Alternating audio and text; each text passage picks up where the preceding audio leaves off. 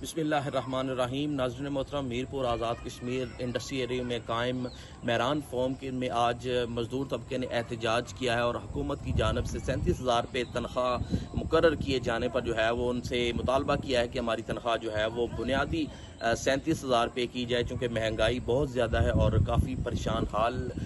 جو طبقہ ہے، مزدور طبقہ مہنگائی کی وجہ سے پسا ہوا ہے۔ اس کے ریلیف کے لیے جو ہے انہوں نے اپنی فیکٹری جہاں پر وہ مزدوری کرتے تھے مہران فارم میں، وہاں پر مطالبہ کیا کہ ہماری حکومتی حکم کے مطابق 37,000 روپے تنخواہ کی جائے، جس پر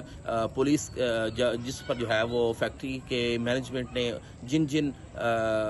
ملازمین نے احتجاج میں حصہ لیا، تقریباً 30 سے 35-40 افراد کو جو ہے وہ ملازمت سے برطرف کر دیا ہے، اور چاہیے تو یہ تھا کہ حکومتی حکم کی پاسداری کی جاتی اور حکومتی حکم پر جو عمل درآمد کرتے ہوئے جو مزدور کی بنیادی تنخواہ ہے وہ 37,000 روپے کی جاتی، لیکن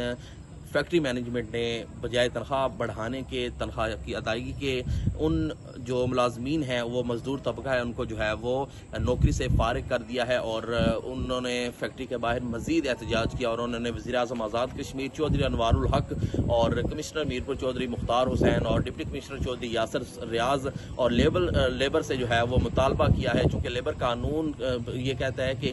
جو حکومت وقت مزدور کی بنیادی تنخواہ مقرر کرتی ہے وہ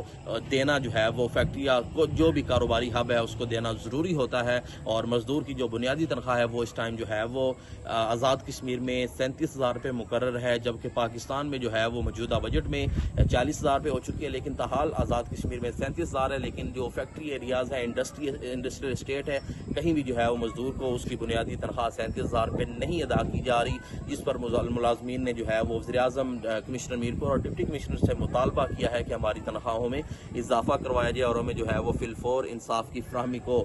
یقینی بنایا جائے۔